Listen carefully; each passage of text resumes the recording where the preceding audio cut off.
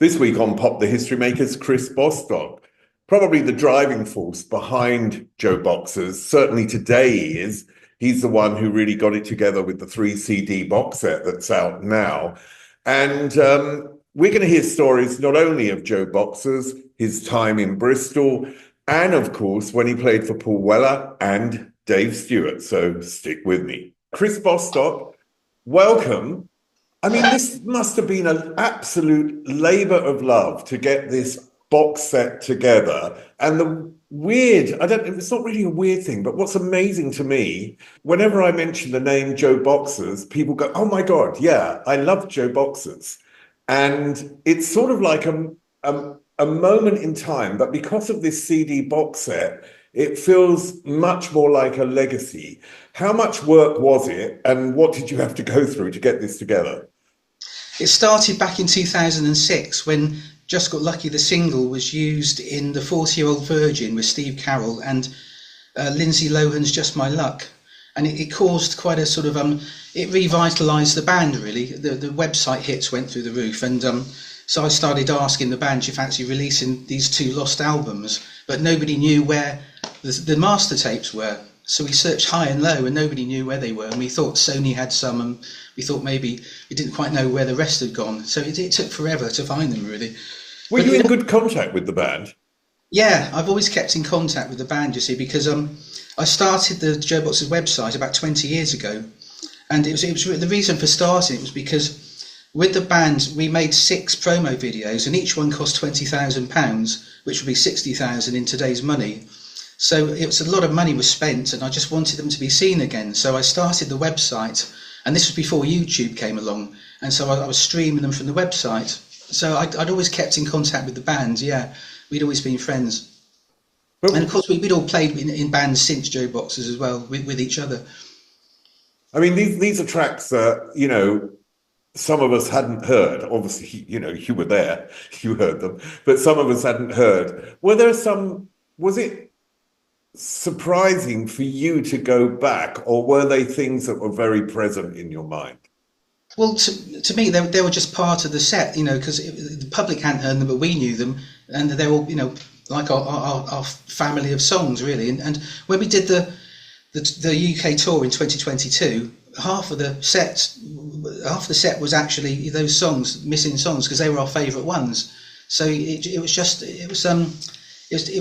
was really important to me that they got heard, and so we spent a long time working on it and planning it. Now, you were brought up in a creative atmosphere, weren't you? With it's sort of, I don't want to say this really, but it just feels like, when I've seen interviews with you, it feels like the Waltons. You know, everyone plays a musical instrument. There's music all around you. How was it, and what did music actually provide you with as a young person, as a kid? My first living memory was my brothers are much older, at least 10 years older. And in their bedroom they had these Danzig record players, and they were playing with the Beatles, and it was warped, and the stylers were going up and down, and it was playing Roll Over Beethoven with George Harrison singing, and that's my first memory, and I loved that song. And of course, and then what happened? We had a front room with a piano and a harmonium that you could pedal like an organ thing, and with just like something you get in an old church, and the brothers played guitar, so yeah, everyone played an instrument. My dad was really good at piano, and yeah, my mum sent me to piano lessons from the age of 6, so that was really, I knew from that moment that I'd always be involved in music one way or another. I mean, because I wasn't brought up in a musical family, and also creativity wasn't looked at as, or wasn't valued probably in the same way in a family where creativity is prevalent. How was creativity viewed? Was there sort of a supportive atmosphere to go into a creative life, or were the family like, no, you have to earn money, that's not serious? Well, luckily, my dad, we moved to Bristol because he was the head of the art college there. And so, you know, he was artistic, and we had paintings all over the walls. So they didn't mind, didn't have a problem with me doing it at all. They knew it'd be tricky, you know, it would have its ups and downs, but they were supportive.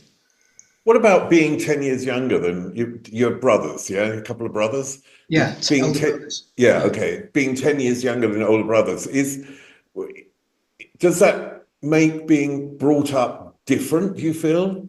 Yeah, I felt like everything was going on, over the top of my head. Really, I was completely detached from it. Really, but the great thing about it was that I got to pick up on all the music because they'd be, listening to the Beatles and the Stones and the Kinks and the Who and classical music, and yeah, that was pretty good. And the best thing of all that I remember is that they would have parties and they'd invite their friends back from school, their boys and girls, and they'd all be dancing to Motown. So that really got into my blood from an early age.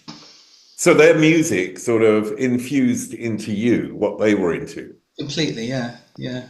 I mean, one thing that I had when I sort of hit the teenage years, I mean, as a gay kid, so it's slightly different, but I think for everyone has something that sort of relates to this, that when I saw Bowie on TV and Bowie's music, for me, provided a world of belonging, provided a world away from my parents where I felt I could be me at some point.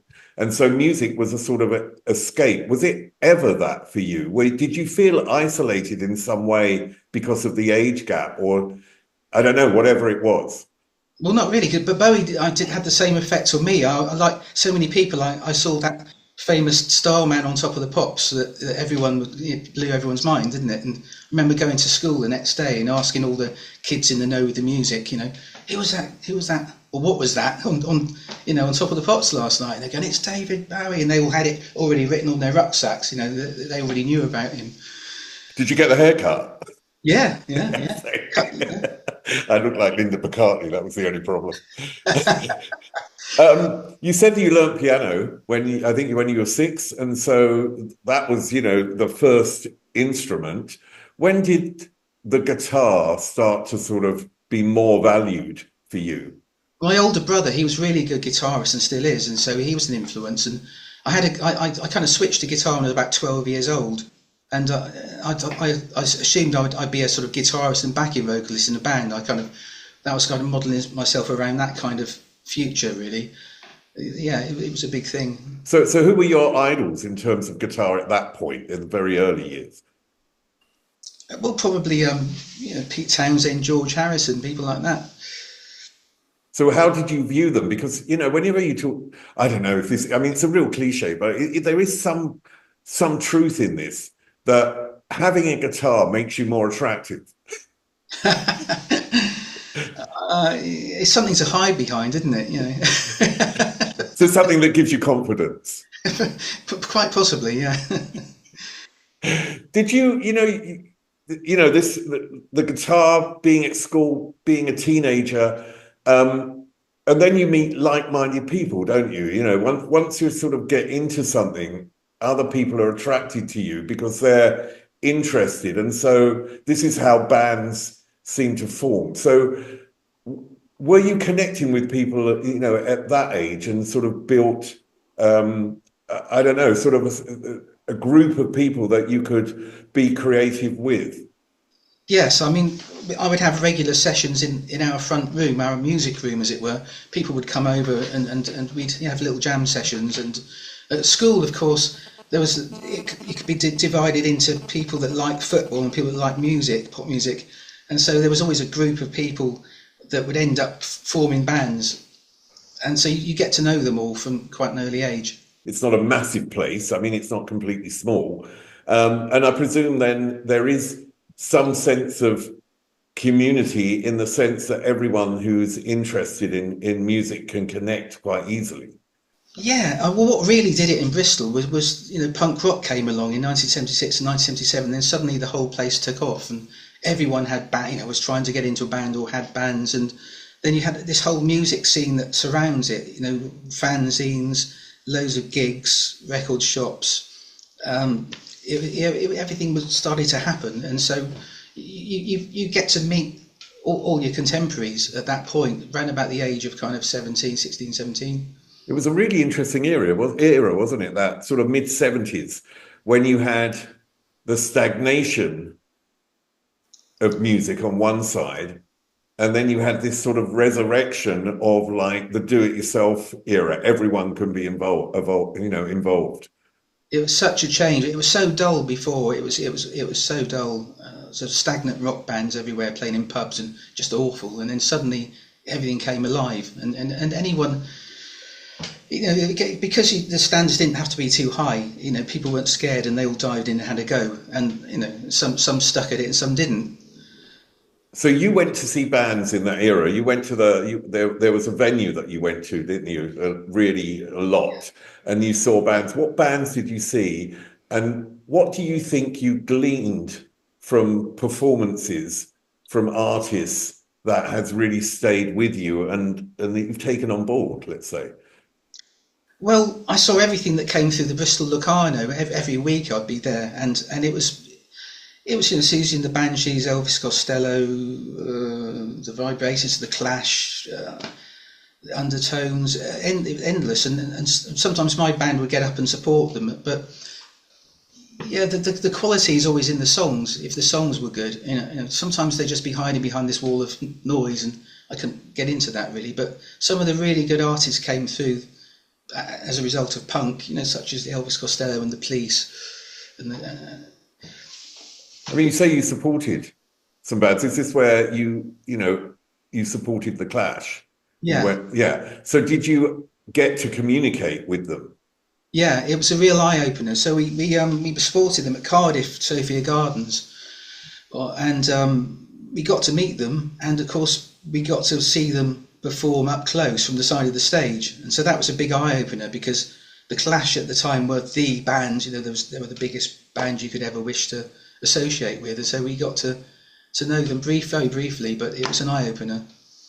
I mean, in a sense, the Clash had, they sort of they had such a specific style, and it wasn't a band that sort of came up and you liked one of many bands. It was like a community in a sense of people that liked the Clash. Is that something that you recognise back then? Yeah, they led the whole punk scene, and everyone was trying to be like them to some extent, I think. And it's funny, it's still going on now. I was at the Mick Jones's Rock and Roll Library recently. We did our JoBoxers launch there, actually at Mick Jones's library, and those people are still there, still hugely influenced by everything that happened back in 1976, 1977. The reason I'm asking that is because, I want to come, it's coming a little bit later, but obviously, when JoBoxers, when Subway Sect sort of morphed into JoBoxers, it seems to me there was a clear direction to create more than a band, to create a style, and then because of Club Left, to create a community. And I just wondered whether the seeds of that came from, earlier on. Yes, I think so. Obviously, we were managed by Bernard Rhodes, the Clash's manager, and he wasn't managing them at the time, and he just launched the Specials and Dexies, and so there was this feeling that you need to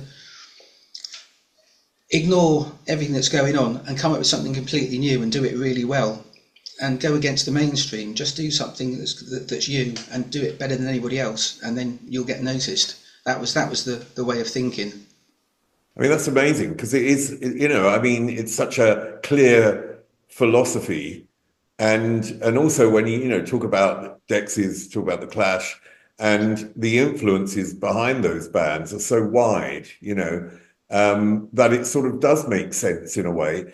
So that, you were in the Stingrays, you were in the Excerpts, and then somehow you got to Subway Sect. How did that come about?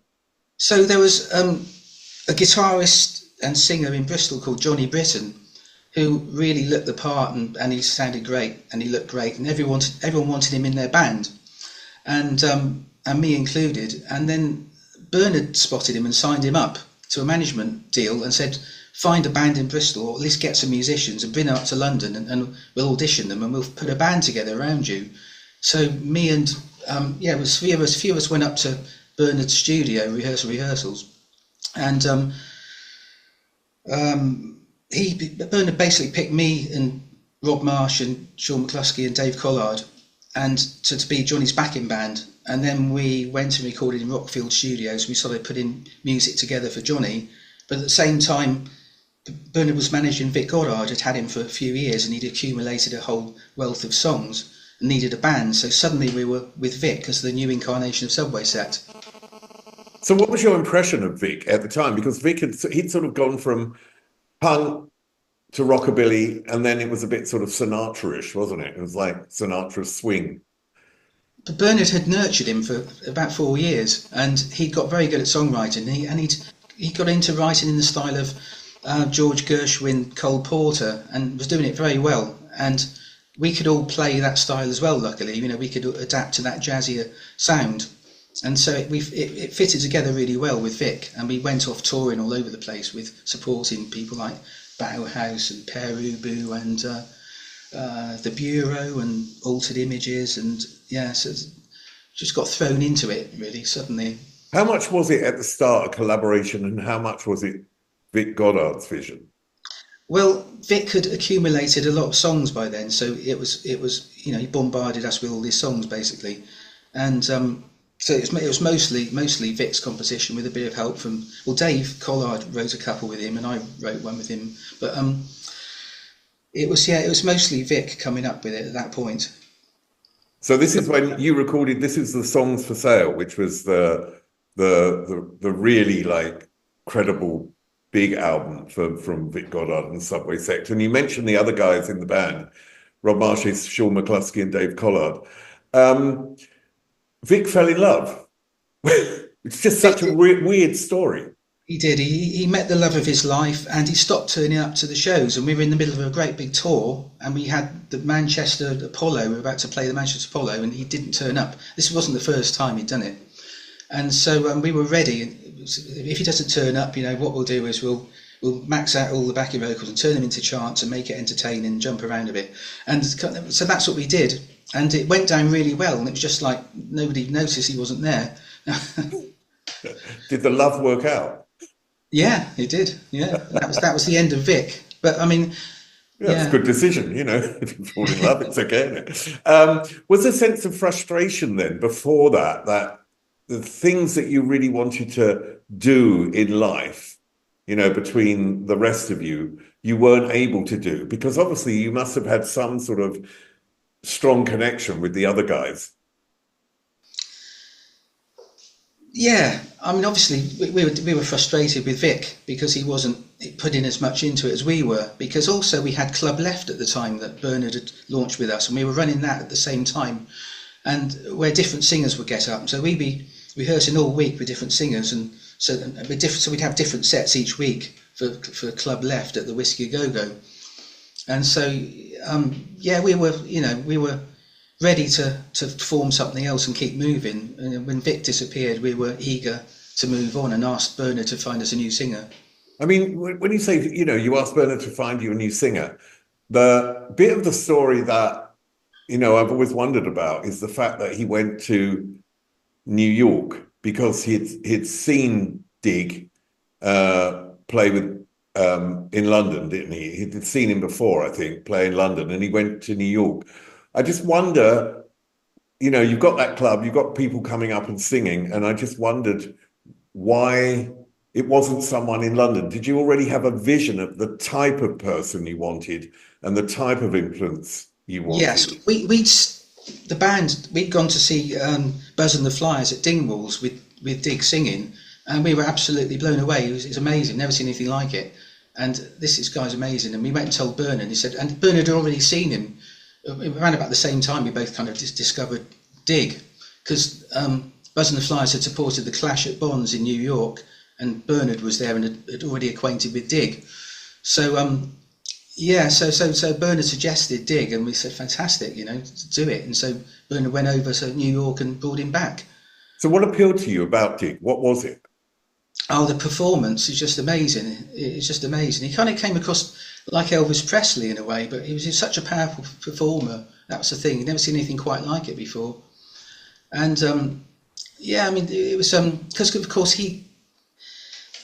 their version of new rockabilly, the Stray Cats had caught on afterwards, you see. So Dig was doing it first, and then the Stray Cats became successful, and Dig wasn't too happy about that because he didn't want to be compared with the Stray Cats. He wanted them to be compared with him. So he was ready to jump ship when Bernard asked him. So it worked out really well. So when Dig came over, can you remember the first meeting and how it went and what you discussed? Yeah, he came. Bernard brought him down to the studio where we were rehearsing, and we rehearsed up a couple of his songs already just to make him feel at home, and it sounded great. And yeah, we got on immediately, and yeah, we just started rehearsing together. But because we were all starting at the beginning again, we started writing right from day one. We started putting our own songs together, and because Dig could sing all the music that we loved, all the funk and the soul and the northern soul, and it just worked out perfectly. So we suddenly went on this big writing mission, and all of that first album came together in a few weeks. I mean, I think you and Dig were sort of the core of the writing, weren't you? In the sense of JoBoxers, and wrote a lot of the songs together. How? Dave wrote a lot too. I mean, the whole band wrote. That was the great thing, is that everyone wrote. And in fact, this song that we've just released, "The Thorn in My Side," that's actually written by everybody equally. But yeah, I guess me, Dig, and Dave perhaps, but everyone wrote. So, well, just tell me about the process of writing. I mean, maybe just take me through something like Boxerbeat and how that initial single came about. Well, Rob came out with this really choppy, soulful riff. It sounded really good, and we were saying, "Oh, that sounds really good. We've got to make something out of that." And so Rob and Dig and Dave came up with Boxerbeat. Yeah, there was. I mean, that initial period, was it a lot of touring initially as well? A lot of playing live. We always played live. Yeah, we'd been doing it with Subway Sect, and of course, because we had this club left, we had to do that every Thursday anyway. So it was always about playing live. That was the huge part of it. And so that didn't stop with JoBoxers. So Dig came and sang down Club Left. So we kind of morphed in a way from Subway Sect into JoBoxers. I mean, playing live was a bit the antithesis of what sort of was around before that, wasn't it? There were a lot of bands on the scene. I mean, they play live now, but in that period, I mean, sort of a lot of particularly electronic bands who weren't really live bands at the beginning, but you were always very much a live band. In the early 80s, everything was production driven and lots of synths, and yeah, that's right. And we were determined to go against that. It was a rebellion against that in a way.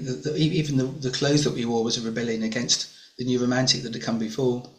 Yeah, it was a rebellion, but it was a complete and utter scene. I mean, as I said before, that I've talked to friends, and one of my friends still wears dungarees and DMs and a cap. She loved it since then, and it was really funny for me to remember that, and also going to clubs in the early 80s for a period as well. I was pulled into that, and that's what I mean, that JoBoxers had something wider than music. It was anti-fashion, I think, rather than fashion. Yeah, and there was this Face article. Hard Times. Yeah, refers to that. That was an amazing article in the Face about Hard Times. That fitted perfectly with what we were doing at the time. So you didn't know that this was coming out. It was something that it was in a sense about you, but it wasn't about you. Coming up, more with Chris Bostock, but don't forget to like, subscribe. And if you go to www.popthehistorymakers.com, you'll find all the full-length interviews. Okay, back to Chris Bostock.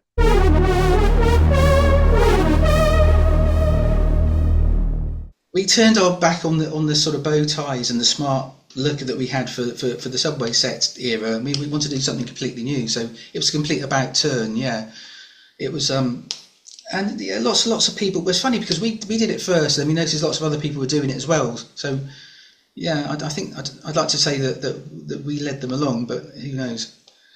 Oh, I think you did. I think you're being very modest here, because I do think that you were like the apex of this sort of look and style, and also the type of music that had influenced you. And I think in Club Left, some of your heroes would come in, wouldn't they? The Club Left, well, yeah, because Club Left, it was at the Whiskey A Go Go that became the Wag later, but that was originally the Flamingo, which was Georgie Fame's regular haunt, and so he came back and played at Club Left, and so did Slim Gaylord, who was from On the Road, the character in On the Road, and he was a kind of beat poet guy, and he came back and played. So he was a hero too. Just to finish off the bit about Boxerbeat, because at the beginning there's this sort of crowd noise, and it gives it a very sort of live and different feel. Was that part of the original thinking of the song? Well, that was a recording of a boxing match starting up, because you can hear the bell at the end. So and of course the intro to that song was inspired by lots of different songs, such as James Brown, Sex Machine. There was definitely a vision behind the band. You know, you knew what influenced you. You knew what you wanted to make. You knew that you wanted dig. You know, you were a live band, but yet the record company, who were initially behind you, weren't behind you eventually. When did the change come for you in terms of how the record company perceived you? Well, we had a series of not so good things happened. I mean, for a start, as soon as we signed to RCA Records, Bernard went back with the Clash, so we didn't have him. So we took on board a friend who was inexperienced as a manager. And then after a year of JoBoxers really happening, Jack Stephen, our A&R, head of A&R, he left and went to CBS. So we lost the person who was championing us at the record company. And so nobody was really behind us. And then so we then tried to get out of the record deal, and that didn't go very well. And then the manager at the time upset them, and so things weren't going very well there. And so nobody was really behind as soon as Jack Stephen left. It all began to go wrong, I think. It's weird, isn't it? Because I mean, like Boxerbeat is a hit. Just Got Lucky creates the first international hit. So in a sense, you sort of ask the question, why wouldn't a record company, even though the person, that really wanted you leaves, why wouldn't the record company find someone else within the record company who could support you in a way? I mean, it's only sort of my thinking. I can see it from your point of view, how difficult that is, but I don't see why the record company would want to lose something that could be financially valuable to them. It is puzzling. Each new A&R person always wants to have their own discovery. They don't want to work with somebody else's discovery. There seems to be like that, really. So there you are. You have all this success. You go in and you're recording you record a second album, don't you? And then this is the point where things are going a bit awry. When did the offer to actually play with the Style Council come about? That came about shortly after Just Got Lucky was released, because the Style Council released their Speak Like a Child the same week as Boxerbeat, and then they had another single that came at the same week as Just Got Lucky, and Paul Weller was really into the band, particularly he really loved Just Got Lucky, so he called me up and asked me to come and play on his new concept album that ended up being Cafe Blur. Tell me about how he works. Well, because it was a concept album, he was open to try different things out. That was what was really good about it, is that he was really, it was excited to be doing something new, I think, after the Jam. So he was great. He was fun. It was kind of experimental, but it sounded great. So, we went with it. What do you think he learned from you? Well, I've no idea. You'd have to ask him. No, I mean that seriously, because I always turn it around, because people always sort of ask the question, would have asked, what did you learn from Paul Weller? But for me, there's always, a thing where we transfer to each other. It doesn't matter whether, there's always someone with a higher status. And so people always ask it one particular way. But he must have he must have gleaned something from you. He must have sort of, because he wanted you there. He liked JoBoxers, you said that. He obviously liked the way you play, and he must have seen you as valuable. So there must be something. Yeah, I've no idea. I just don't know. Why did you go in to write the third album when this was all going? Did you know it was ending? And was this sort of an attempt to keep it going? Well, not really. We've been working.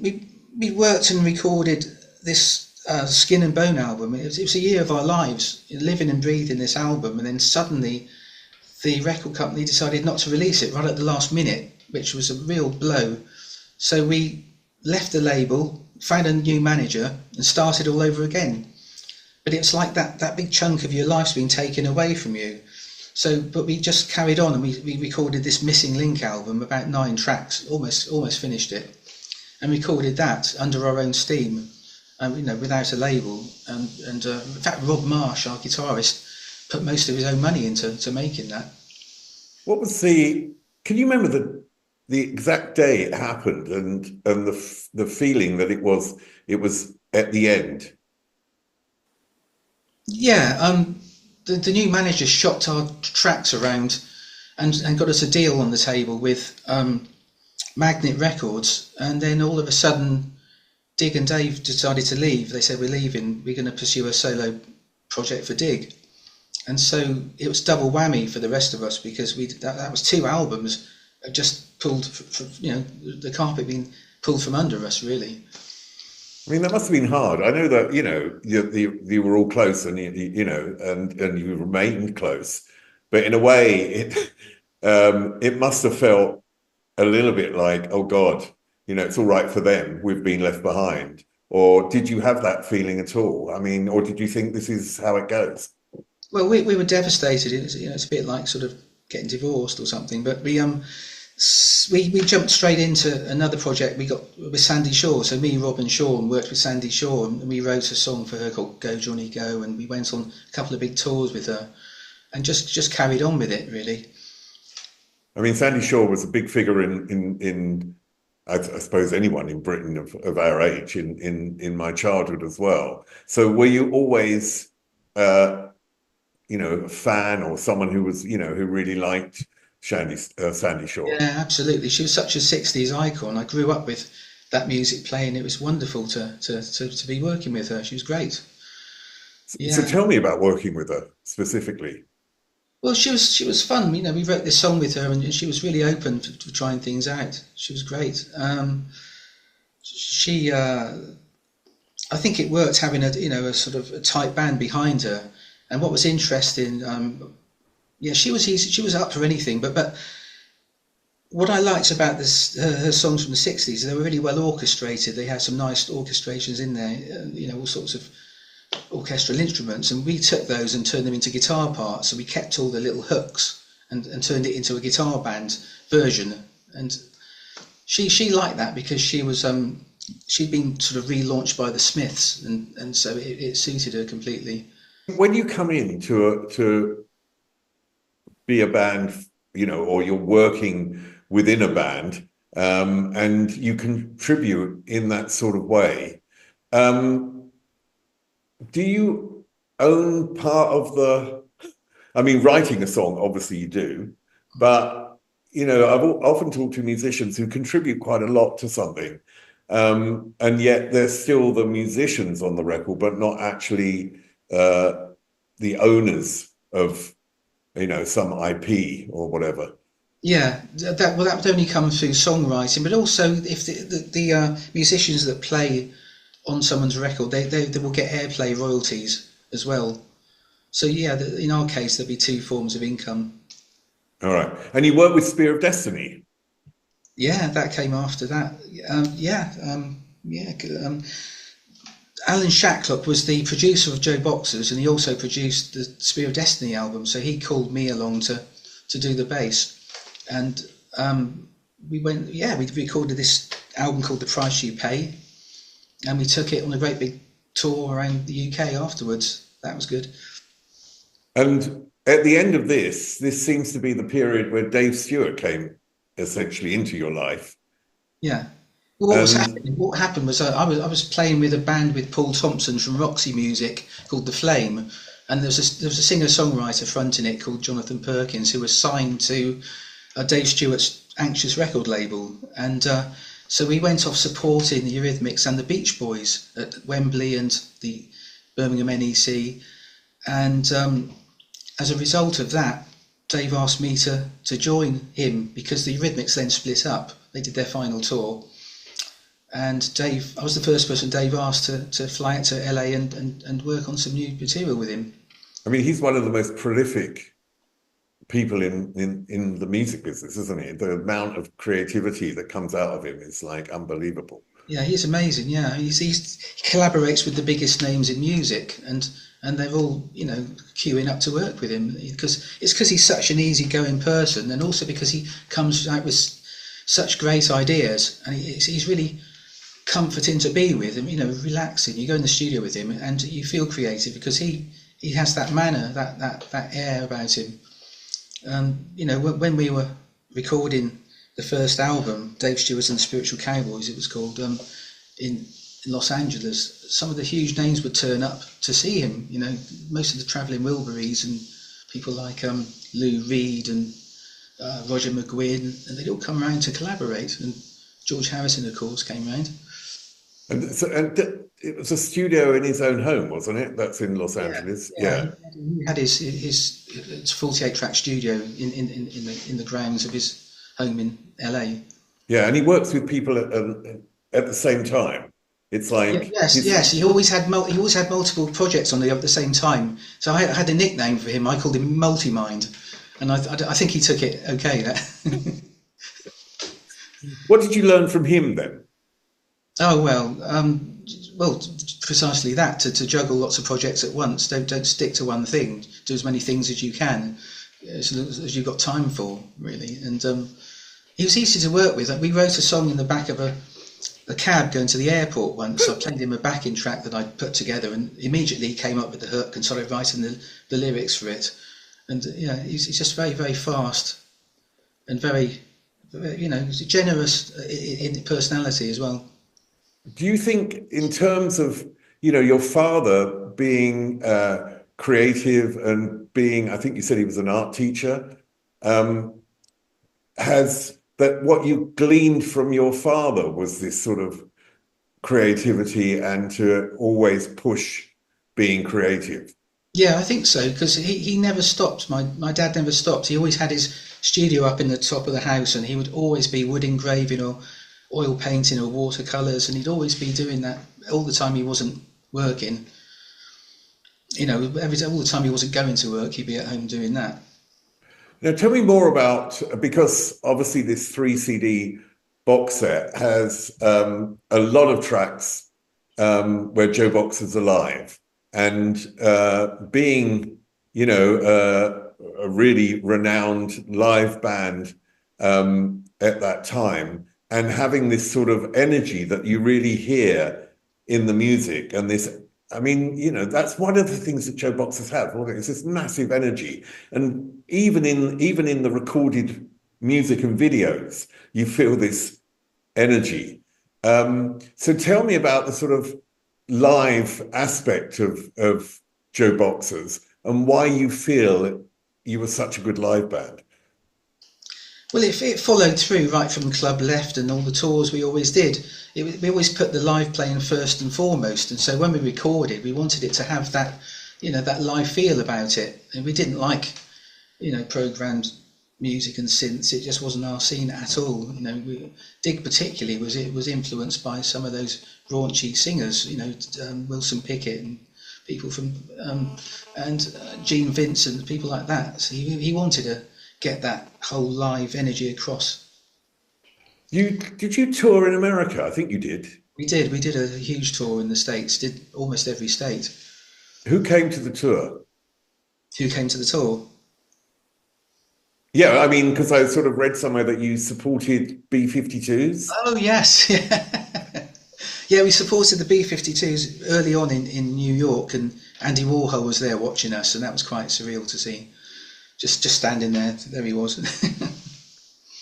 Yeah, I mean, yeah, it was a great tour because you got to see all the different. Each state was different, and of course it felt completely different. East of the West and Midwest, and it was We had this big Greyhound bus that used to belong to the Harlem Globetrotters, and yeah, so we lived on that for 6 weeks or so. I read somewhere that you met Ron Mayo, the Sparks. Oh, that was it. Yeah, yeah, in Los Angeles. Yeah, he was a big hero of mine, so I couldn't believe getting to meet him for the first time. Do you remember that This Town Ain't Big Enough for the Both of Us when he was on Top of the Pops? And I remember being at home and someone phoned me up and went, Adolf Hitler's on Top Yeah, of the that's it. Pops. Yeah. That's another David Bowie moment. Yeah, yeah. It's like he was that he was that person on Top of the Pops last night. Yeah. Is the box set also important for you to sort of establish and show the legacy of JoBoxers? Because as I said in the beginning, I really feel this was a band that when I talk to people, they all know and they're really enthusiastic. Yet the legacy had sort of disappeared a bit. Was it important to sort of recreate this legacy? Yes, it was, and also, but to get all these songs heard was really important to me because over the years I've approached labels and they've re-released the old stuff, the same old, all over and over again. They don't want to touch anything new. And this time, Cherry Red, they suddenly wanted to do it, and so for the first time, we've managed to get everything released. It was, yeah, it was important for the legacy. It was really important. I know that there was some live shows, and when I talked to Dig, it was like, yeah, would like to, but I don't think it's going to happen, or I'm not sure we can get it all together. Do you think there might be? We keep getting offers from promoters to do it, and I keep asking Dig, and he keeps saying, "Well, I don't think so." But you never know. I keep hoping that he'll, see the sense in doing that. We keep getting asked to do it. It was such a big success, the 2022 tour. We did festivals and we sold out the 100 Club and a lot of other places, clubs and festivals it was, and you could see the potential, and people still liked it, and there were new people discovering it. I think. I'm really pleased that these new songs are getting heard now, and because of course they can only be heard through the box set. They're not available digitally. You can only get them from buying the box set. But you've got, I mean, Thorn in My Side as a single, and it's in the heritage charts, and it does give you the impression that there really is an audience still out there who would be really keen. It's flying up the heritage charts at the moment. Thanks to the video, I think it's been really useful. I put the video together with some friends. Director Mark J conceived and directed it, and he makes cultural movies for the British Film Institute, and he brought along his friend who was a professor of animation at University of South Wales, Sarah Strickett, and she had a prodigy student, a third year animation student called Amy McCrellis, who's 20 years old and a final year student, and she came up with these incredible likeness of the band as we were back in the day. For the animations, the drawings are just brilliant. They look exactly like us, and so this animation came together. And then Jamie Petrie, who he edited it and did some additional animations and pulled the whole thing together. And he's got an interesting guy because he is a successful artist, but also he is a great songwriter who wrote "Things Can Only Get Better" for Dee Ream. So he's a friend of mine. I'm also doing some music with him shortly as well. So those four people came together and made that promo and did a wonderful job of it. How many years out of your life has this been? Because it has been a labour of love, hasn't it? Well, it's been coming together since 2006, since Just Got Lucky was used in those movies.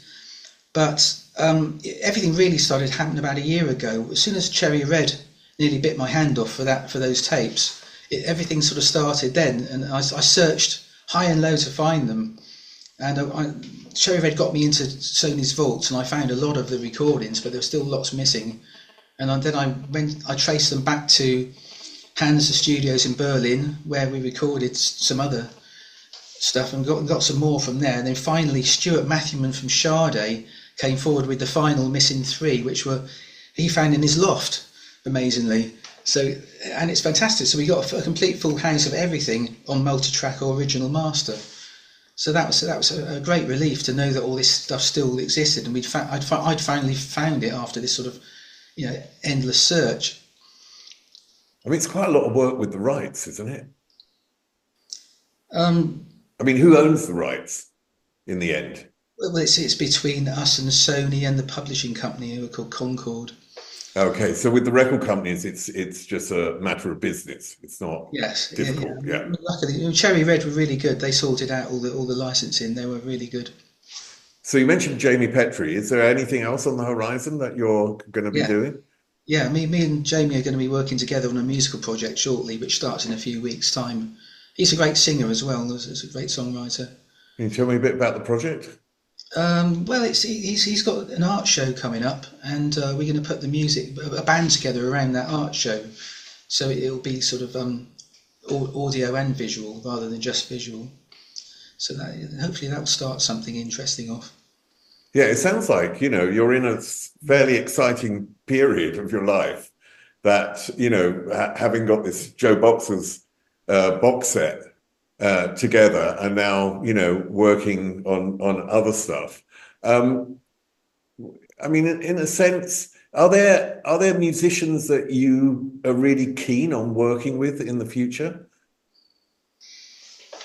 Well, there's lots of them. I mean, it's, I hope to play with a few funkier musicians. I quite like funk music. I like to get a lot more into that now, really. Yeah, Chris, I mean, it's been really good to talk to you. I love the box set. I think it's brilliant that JoBoxers are essentially back. I think it's a shame that Dig's not getting off his arse and coming over to Britain and getting on that stage. Maybe he will. I mean, maybe a bit more interest, a bit more pushing, and you'll be able to do it. But it's great to talk to you. And I really think there is a legacy there. There's so many great tracks. And it was such a great band, that energy of that band. And I remember those years where it was, there is a period that is defined by JoBoxers, as you said, this sort of anti-fashion period, and particularly the music. So for that, I really want to thank you for your creativity and what you've sort of inputted into the creative world. So Chris Bostock, thank you. Well, thanks, Steve. It's been great being on the show. Up there is an interview I recommend. Down there is where you can find all the podcast interviews. And here is where you can connect.